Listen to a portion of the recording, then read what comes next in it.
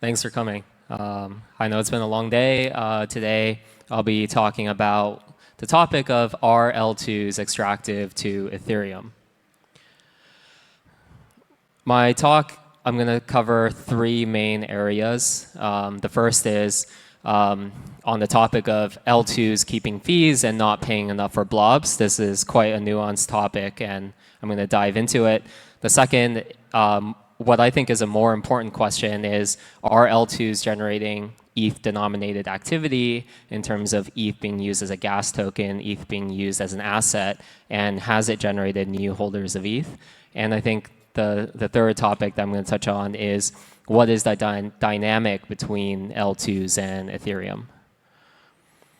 So if you go on crypto Twitter, if you read forums, blog posts, etc., one of the most popular narratives is L2s are keeping the fees that they're generating and they're not paying enough for blobs. And you can kind of see this when you look at the margins for layer 2s post EIP 4844 going from 20 to 30% margin on fees to upwards of 99.99%. But I think the nuance behind this is that blobs are still in the cold start period. And what that means is that it is a byproduct of the mechanism of 4844. And David Krappus predicted the cold start problem actually last year. And he ran a simulation from March 2023 using assumptions from the transaction volume on Arbitrum and Optimism at that time. And it would take roughly 250 kilobytes per block to get into price discovery for blob pricing. That's roughly 1.8 gigabytes per day. And in some of the later charts, what I'll show you is that we're basically there on average per day, but not yet on a block-by-block basis.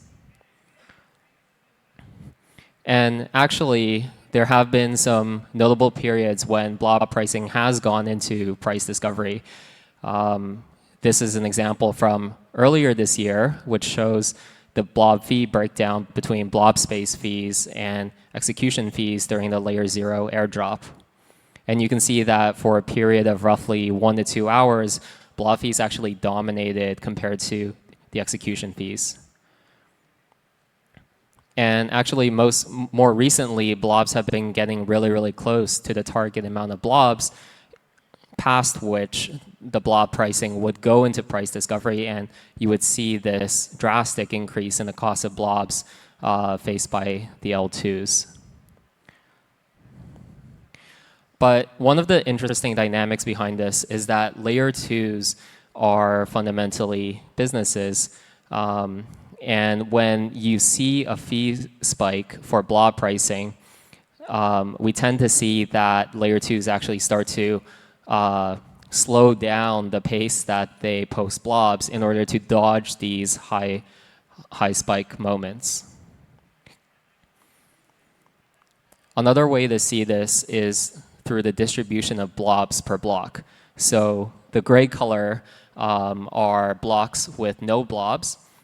These blocks serve as a temporary buffer where, for instance, you might have a day where the total amount of data posted might imply that the blob fees should go into price discovery, but that mechanism is actually triggered on a block-by-block basis. But we're going from a world where half of the blocks had no blobs to a world where only 20 to 30% of the blocks have no blobs. And the same is true on a capacity basis. So in the summer of 2024, roughly 20 to 30% of the data capacity in terms of bytes was unused, and now we're approaching a period where only 10 to 20% is unused.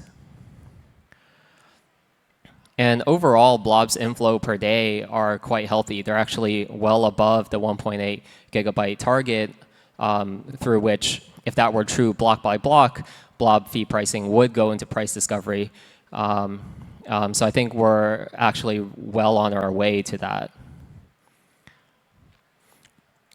So now that I covered some of the nuances behind the blob fee market and that it's not necessarily a byproduct of the L2s not wanting to pay for blob storage, it's more that the way that the mechanism is designed is what is precipitating what we're seeing for the blob fees at the moment. So the second topic I want to dive into, which I think is the more important topic, is are L2s generating activity and usage of ETH, the asset? So if you look at L2Beat and various block explorers, I'm sure everyone has seen a chart that looks something like this, where the L2 activity has grown tremendously over the past year, going from around 50 TPS up to 170, 180 TPS across the L2s. But L2's usage of ETH as a gas token has only grown modestly due to lower L1 settlement fees despite higher activity. That's partially contributing to things like lower burn, a lot of concern from the community. But again, this is more of a byproduct of the mechanism of 4844 and less about any nefarious intention.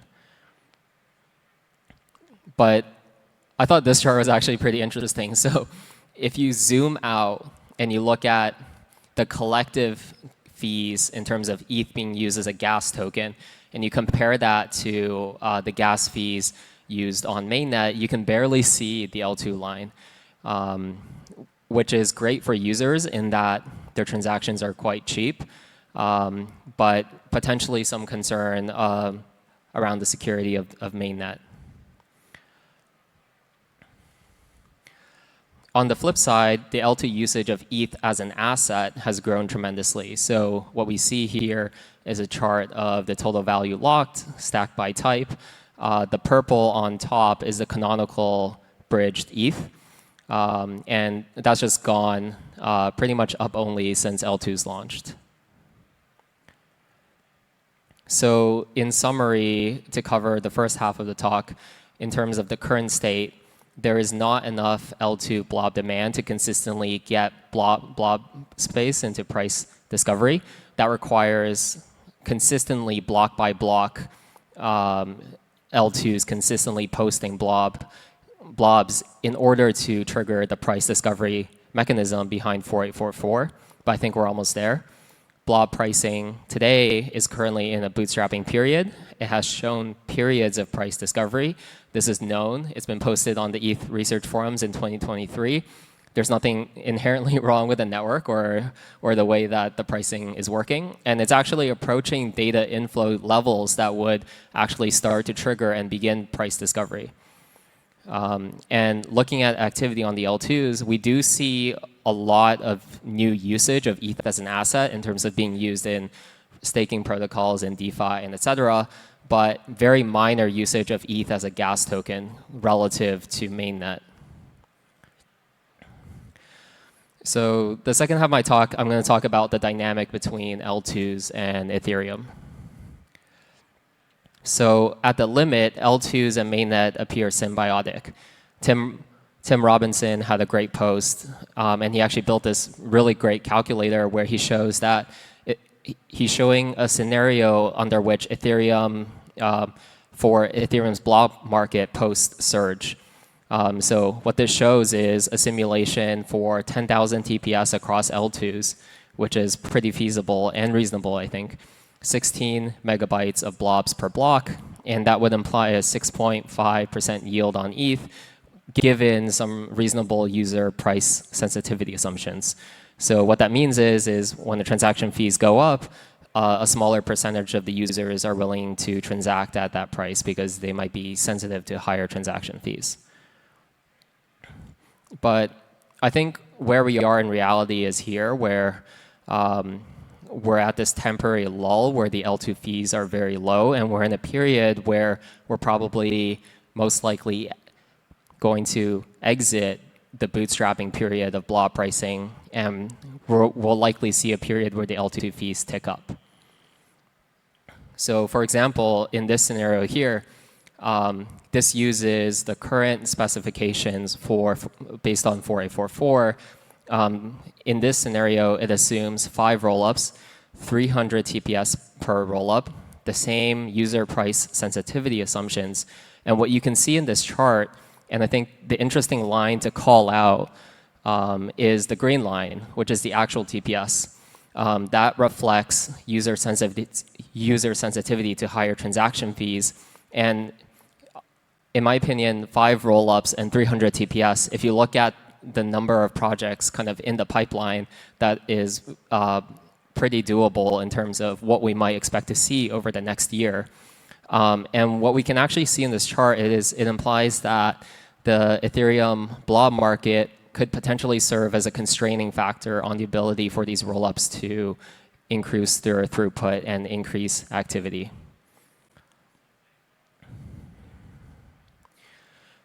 So in terms of the question, are L2s extractive? I think the question is actually very nuanced and is actually quite complicated. And I think the true answer is that we don't actually know. And I think there are 3 reasons for that. The first is the L1 settlement fees have never actually been high enough to test Ethereum's network effect. So what that means is we've never actually seen a scenario where L2s have been faced with increasing L1 settlement fees. So we're really uncertain about how the L2s might react in that type of scenario, whether they might look to an alternative DA solution, whether they might be forced to decrease their margins, whether they might potentially even become an L1 on their own. So I think that first scenario, we've never actually really seen that in practice. So we don't really want to impose that judgment upon the layer 2s. So the second point is that there's a lot of value for L2s being L2s, and I think beyond just the label of what people might say, oh, like I'm going to launch an L2 on top of Ethereum, what they actually get is quite a lot. So imagine having to write your own block explorer, your own virtual machine, your own smart contract programming language, recruiting developers to learn your smart contract developing language. And I think the reality is that the L2s are relatively new. And because they are relatively new, they benefit tremendously from being able to bootstrap their virtual machine, tooling, developers, users, community, assets from Ethereum, and even in terms of applications as well. And I think the third reason why we don't actually know whether L2s are extractive today is that most of the analysis in terms of even Tim Robinson's dashboard tends to assume that you have n equal sized L2s, which one might consider the current state, because we're kind of in this moment in time where there isn't a clear breakout L2 winner. And whether you look at TVL, whether you look at transactions, whether you look at number of wallets, whatever metric you look at, generally you tend to see fluctuating periods where you have 3 dominant L2s and they're all splitting market share at different points in time. And I think that type of analysis and thinking about the current state is probably not likely to hold into the future. So it doesn't really consider the case where you have 1 or 2 L2s that take 80 to 90% of activity and economic value, whereas the remainder have marginal economic activity. And I think this is actually a really important case and scenario to think through, because when you look at these financial networks, generally you do tend to see power law effects. And I think the scenario in which you have 1 or 2 very dominant L2s, the question about where does the market power and the leverage between the L2s and mainnet, at what point might that flip? And I think probably more work has to be done on that side.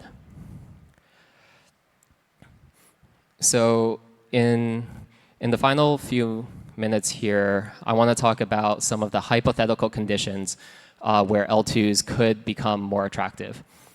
So the first is about if the L1 has limited transaction processing capability. And I think this is important because I think, first off, the economic situation of ETH, the asset, could become more risky if if the amount of fees that are being generated on mainnet are not high enough to ensure that a large portion of the network ends up being staked. I think L2s also tend to benefit from highly developed financial system on the L1. And I think the second scenario, which I talked about a bit earlier, is the case where you have a power law effect for L2. So for example, a dominant L2 would be the majority blob purchaser. And with very clever batching, they could potentially pin blob pricing below price discovery. That's actually happening organically today. So if you look at how the L2s behave in periods where blob pricing does spike, we're already seeing behavior that suggests that they're willing to spread out how quickly they sink their state across time. And the consequence of that is that users who might want to look for a unilateral exit from the L2 might not be able to do that if the L2s are being more cautious and doing more optimization about how frequently they post. The next hypothetical scenario is a case where the incentive structures for L2 tokens or non-ETH gas tokens become more prominent. So if you look at the breakdown of activity on L2s and you look at the split between the L2s that are using ETH as a gas token and the L2s in quotation marks or L3s that aren't using ETH as a gas token, today that split is actually 50-50. So I think the notion that every single rollup necessarily has to use ETH as a gas token, we're already seeing some scenarios in which that might not necessarily be the case. And I think that's related to one of these other points, which is the notion of a siloed L2 with their own settlement kingdoms for L3s or similar types of rollups. That's another scenario in which the L2s might push for an alternative gas token, which again would not benefit ETH as an asset. And I think the final point is potentially incentive structures for L2s in which they start to develop competing security models in terms of being able to use their native governance token for things other than just governance could potentially be a condition in which the L2s could also become more extractive. So that concludes my talk. I think it's still ultimately too early to tell in terms of whether the L2s are extractive or not. The reason for that is we've never actually seen a scenario in which the L2s have been put in a position to make a choice, whether they stay as an L2 or they use an alt-DA layer or they become an L1 or they do something else. But I think that time is actually coming very soon. So probably likely over the next 1 year, we'll start to see some of these choices being forced just by the nature of the blob fees going into price discovery. Thanks.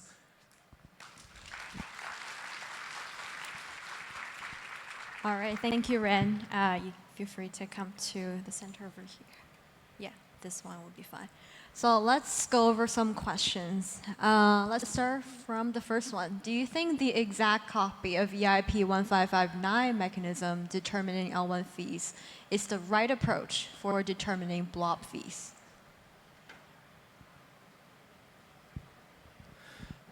Yeah, I think this is a really tricky question. So I think where my mind jumps immediately is I look at the amount of execution that has been moved off from the L1 to the L2, and the amount of transactions on the L2 today greatly outweigh the amount of transactions ever in Ethereum's history in terms of like per second or per block. But in terms of the in terms of ETH being used as a gas token for those transactions, it's actually quite minimal even compared to like the earliest periods in like Ethereum's history. So I think one of the things to consider is that that ratio might be slightly off. And I think the only way you really see that settle is blob pricing has to go into price discovery, which means there needs to be more L2s, and that will likely happen over the next year. Cool. And another question. Currently, the L2 mainnet seems symbiotic But what if they started paying fees in their own tokens? They have a fair amount of incentive to keep assets logged in their system without interoperability. Yeah. I talked to this point in the last slide about hypothetical scenarios. So I think some of the highest forms of risk are exactly that. So for example, L2s in their current state as having their tokens as a governance token, it's highly likely it's probably more likely that changes in the future than stays the same. So I think that is a very real risk. Have you or others been able to isolate the decrease in L1 execution demand due to real transactions from the reduction in call data demand? Will L1 execution demand go to zero? So I don't think L1 execution demand will go to zero. So a chart that I didn't include, just because it's a very basic chart, is that the number of transactions on Ethereum has actually not gone down, and the amount of gas in terms of gas consumed has not gone down. It's that the nature of the transactions have changed. So historically, the transactions on Ethereum had been transactions that had a lot more right conflict or right contention, and right contention leads to higher fees because people tend to be rushed in terms of those types of transactions. So for example, like if people are trading various forms of assets, there's a high degree of urgency that those transactions land. But most of that activity, at the moment at least, has shifted to the L2s. Perfect. And how to prevent a single L2 from eating up all the space or spotlight, aka base, not from the tech perspective, but from the marketing public perspective? Yeah, so I don't necessarily want to call out a single L2, but I think the hypothetical scenario of an L2 becoming the dominant L2, where 80 to 90% of the economic activity flows through there, I think that's a very real risk. I don't believe there's been very many payment networks in the past where you haven't seen a monopoly or oligopoly type of structure just due to the nature of network effects in these types of financial systems. So I think that risk is very real. Perfect. And I think this is a great comment to close off the speech. Thank you so much.